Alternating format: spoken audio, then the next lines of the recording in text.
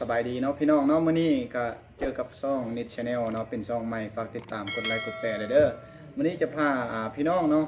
มากินส้มตำเนาะจะเป็นส้มมะขุ่งยั่วๆเลยเนาะอ่าสดๆเลยเนาะมื้อนี้ก็จะมีผักกาดเนาะแล้วก็มะเขือสิ่งสำคัญคือหน่อไม้เนาะหน่อไม้แล้วก็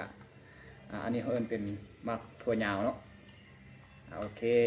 เดี๋ยวเราจะพาพี่น้องมากินน้ำกันเนาะมาแซ่บๆน้ำกันเลยมื้อนี้เนาะอันนี้ก็ตำเป็นทีเรียบร้อยเนาะแซ่บๆเนาะพี่น้องโอเคมามีข้าวเหนียวพร้อมนำข้าวเหนียวก็ร้อนอุ่นๆเนาะเข้ามาเด้อเอาเข้ามาแล้วตำในประเดี๋ยวนี่เข้ามาเด้อบัดนี้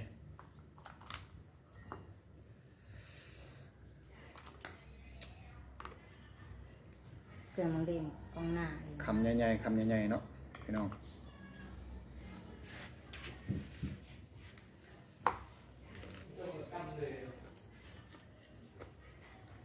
อันนี้บริการที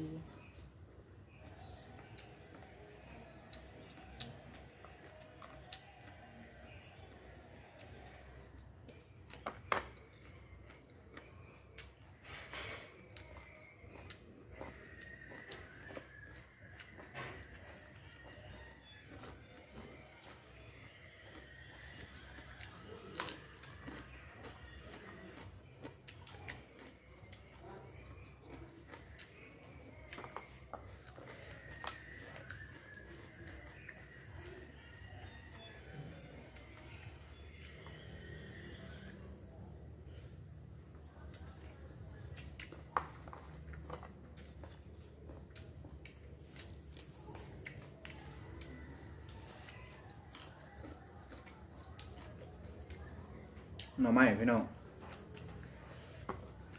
แซ่บๆเนาะ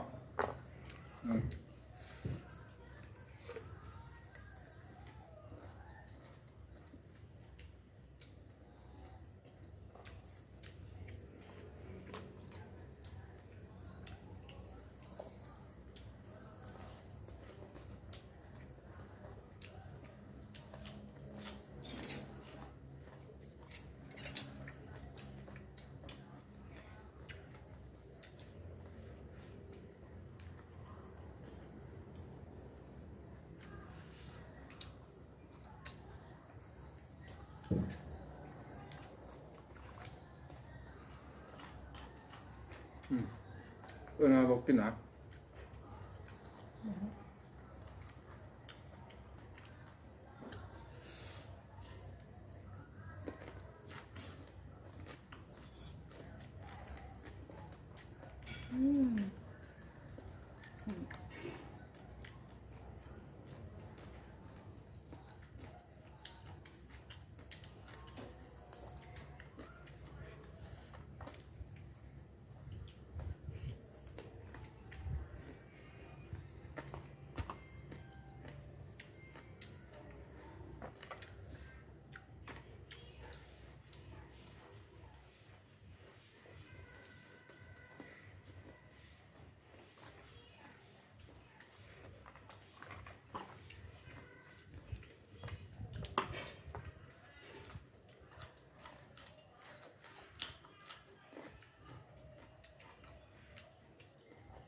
แซ่บๆนะพี่น้อง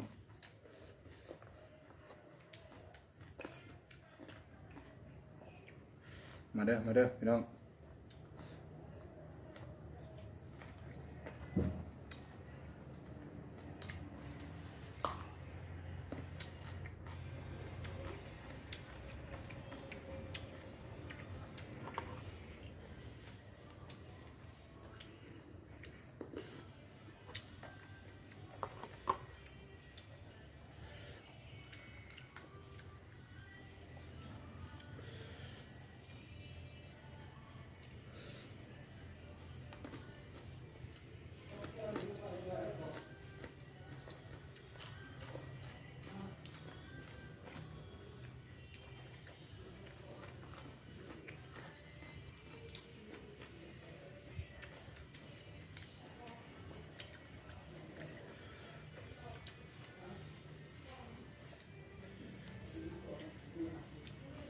นยำซวยแล้วแซ่บเนาะ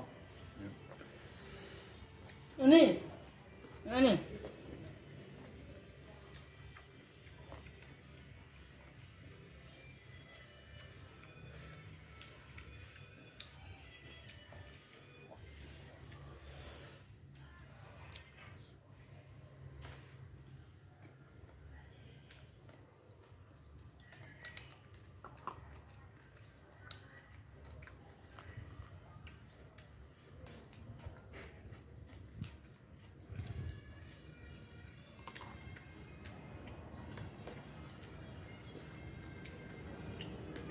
เป็นช่อง YouTube ใหม่เด้อพี่น้องเด้อเขาแล้วก็อย่าลืมกดติดตามกดไลค์กดแชร์เนาะคลิปนี้มาเป็นคลิปแรกเนาะมากินตำส้มเนาะส้มมะฮุ่ง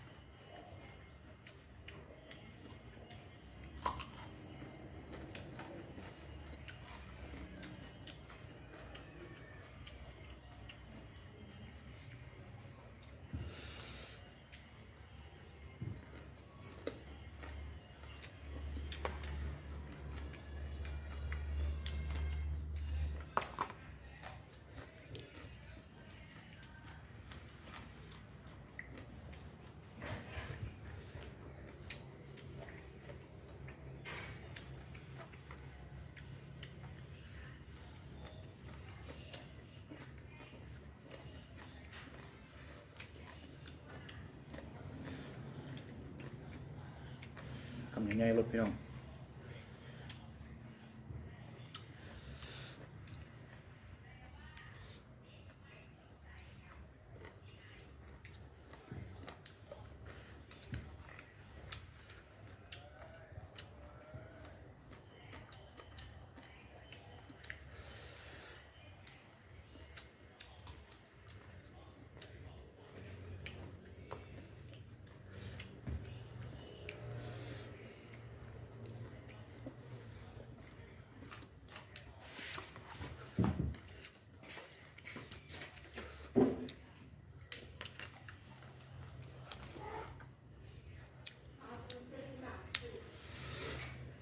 สุดยอดสุดยอด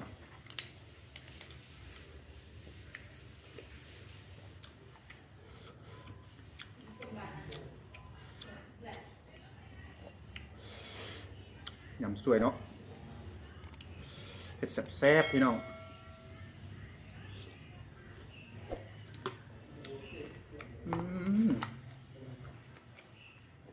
แซ่บอะไรยัง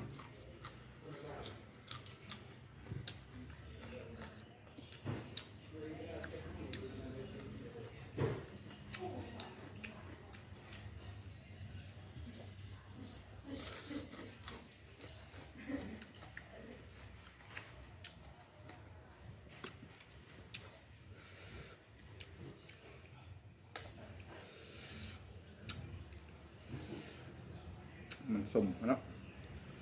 ขับใหญ่ๆปะลูกย้ายไปเนี่ย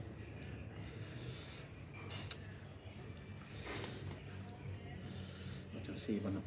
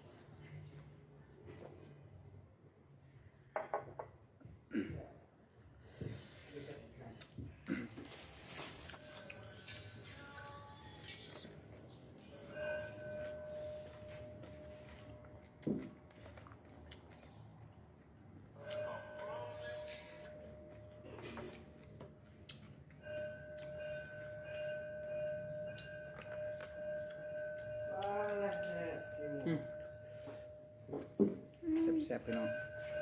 แซ่บ คืออยาก